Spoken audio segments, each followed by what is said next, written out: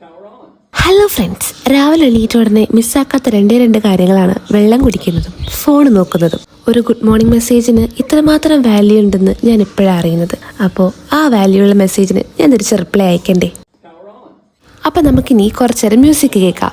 രാവിലെ എണീറ്റ് ഇങ്ങനെ പാട്ടൊക്കെ കേട്ടിരിക്കുന്നത് അത് പ്രത്യേക ഒരു വൈബാണ് ഫ്രണ്ട്സ്. നിങ്ങളൊന്ന് ട്രൈ ചെയ്ത് നോക്കിയേ. നിങ്ങളുടെ മൈൻഡിൽ എന്തെങ്കിലുമൊക്കെ കാര്യങ്ങൾ ഇങ്ങനെ ഇറിറ്റേറ്റ് ചെയ്തുകൊണ്ടിരിക്കുകയാണെന്നുണ്ടെങ്കിൽ ജസ്റ്റ് അതിനൊന്നും അങ്ങോട്ട് മാറ്റി വെച്ചിട്ട് ഒരു പാട്ട് കേട്ട് നോക്കിയേ. എല്ലാ പ്രശ്നങ്ങളും അപ്പം ശരിയാവും. നമുക്ക് ഇനി കിച്ചണിലോട്ട് പോകാം. അവിടെ ഇച്ചിരി പണിയുണ്ട്. പിന്നെ ബ്രേക്ക്ഫാസ്റ്റ് കഴിച്ചിട്ടില്ല, അതും കൂടെ കഴിക്കാം. അങ്ങനെ കിച്ചണിലെ ജോലിയൊക്കെ നല്ല അടിപൊളിയായിട്ട് നടക്കുന്നുണ്ട്. ഇപ്പോൾ മാങ്ങയുടെയൊക്കെ സീസണല്ലേ, അതുകൊണ്ട് ഇടവേളകൾ ആനന്ദകരമാക്കാൻ നമുക്ക് കുറച്ച് ഫ്രൂട്ട്സ് കഴിക്കാം. ഞാൻ ഈ തട്ടിക്കുടഞ്ഞെടുക്കുന്നത് എന്താന്ന് നിങ്ങൾക്ക് മനസ്സിലായില്ലെങ്കിൽ ഞാൻ പറഞ്ഞു തരാം. B.Ed എന്ന 2 വർഷത്തെ എൻ്റെ കഷ്ടപ്പാട്.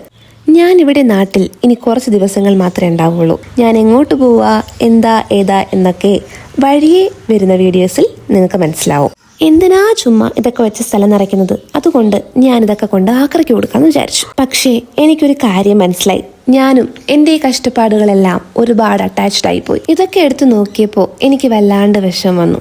അതുകൊണ്ട് തന്നെ എടുത്തതുപോലെ എല്ലാം തിരിച്ചു വെച്ചിട്ടുണ്ട്, ആർക്കും കൊടുക്കുന്നില്ല. അനിയത്തിയുടെ കയ്യിൽ കുറച്ച് പേപ്പേഴ്സും കുറച്ച് ബുക്സും കാര്യങ്ങളൊക്കെ ഉണ്ടായിരുന്നു. അപ്പം അതൊക്കെ ആയിട്ട് ഞങ്ങൾ ആക്രി കടയിലേക്ക് പോവാണ്. അങ്ങനെ ആക്രി കടയിൽ എത്തിയിട്ടുണ്ട്. 2 ചാക്ക് സാധനങ്ങൾ ഉണ്ടായിരുന്നു. ഒന്നിവിടെയും ഒന്നകത്തും വെച്ചിട്ടുണ്ട്. നമുക്കിനി എത്ര രൂപ കിട്ടുമെന്ന് നോക്കാം. അങ്ങനെ ക്യാഷ് കിട്ടി. ഇത് എത്ര എമൗണ്ട് ഉണ്ടെന്ന് നിങ്ങൾ കമൻറ്റ് ചെയ്യും. അങ്ങനെ ഞാൻ ജിമ്മിലെത്തി. ഇനി ഞാൻ പോയി വർക്കൗട്ട് ചെയ്യട്ടെ. അപ്പോൾ ശരി ഫ്രണ്ട്സ്, ബൈ.